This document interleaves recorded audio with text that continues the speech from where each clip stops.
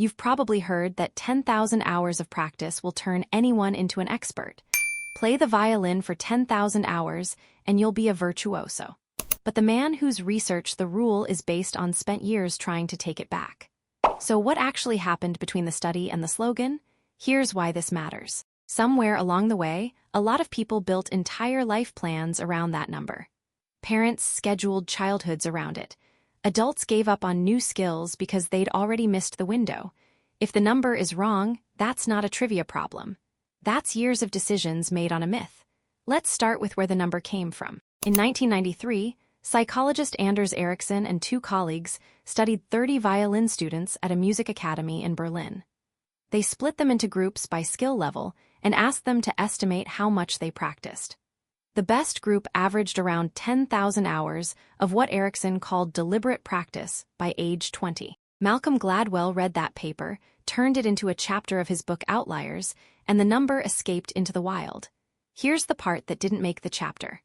Ericsson never said 10,000 hours was a threshold, a guarantee, or even a rule. He said it was an average, from one study, of one skill, in one narrow context.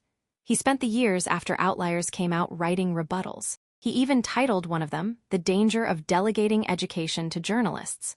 That's about as close as an academic gets to shouting, and the data backs him up. A 2014 meta-analysis pulled together 88 separate studies, covering more than 11,000 participants across music, sports, games, and professions. The conclusion was blunt. Practice accounted for roughly 12% of the difference in skill between people. 12%, not the whole story, not even most of it. So if hours alone don't explain expertise, what does? Ericsson's own answer was already sitting in his data, buried under the headline number. He didn't say 10,000 hours of anything. He said 10,000 hours of deliberate practice, which is a completely different animal from just showing up. Deliberate practice means structured drills, a clear target for improvement, and a coach or mentor giving specific feedback. It's uncomfortable by design. Most people doing a hobby for 10 years aren't doing that.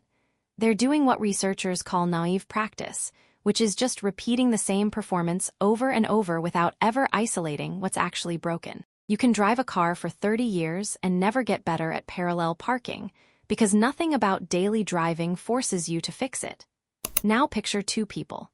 One spends a decade playing guitar every weekend, running through the same 3 songs because they sound good enough. The other spends half as many hours, but every session targets one weak spot, gets recorded, and gets torn apart by a teacher afterward.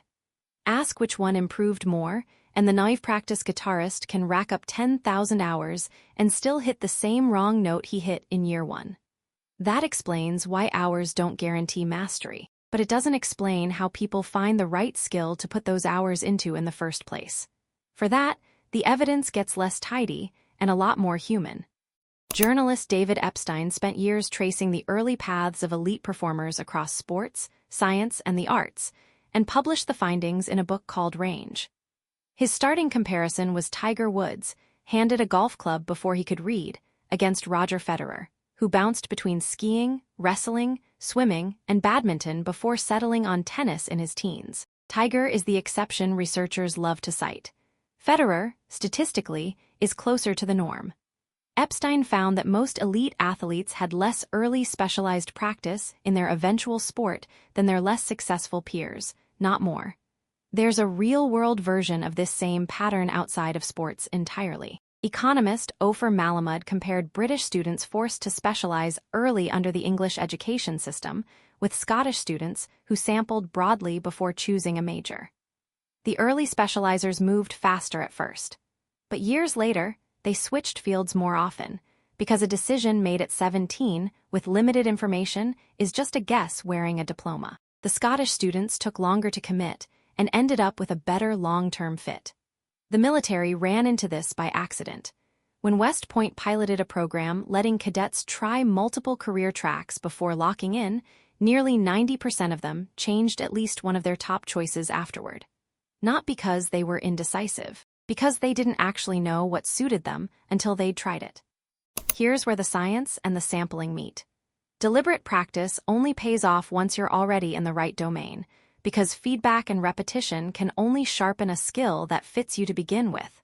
But you can't know which domain fits until you've tested a few, which usually means some wasted time, some quitting, and some starting over. That combination looks like inefficiency from the outside. It's actually the mechanism. The sampling finds the fit. The deliberate practice makes the fit sharp. Skip either half, and you get either a person who's excellent at the wrong thing or a person who's mediocre at everything they touch. So here's the one thing to actually do with this. Stop asking, what am I naturally good at? Because that question assumes talent announces itself early and fully formed, which the research doesn't support. Ask instead, what am I willing to get uncomfortable feedback on for a long time? Pick something. Give it real, structured attention, not just repetition. If it's the wrong fit, that's not wasted time, that's data. Move to the next one. The goal was never to find the talent sitting there waiting. It's to build one in a place you had to go looking for first. So no, you haven't been missing a hidden gift this whole time. You've just been counting the wrong hours in the wrong order. The 10,000 were never the point. Finding out where to spend them was. Case closed. Until the next file. What's a skill you gave up on early, and do you think you quit too soon or exactly on time? Tell me in the comments. And if you liked this one, the Stranger Than You Think playlist has more like it. Every week we open a new file, a new truth about why humans feel, think, and act the way they do. If you want in, subscribe. The next one might change how you see everything.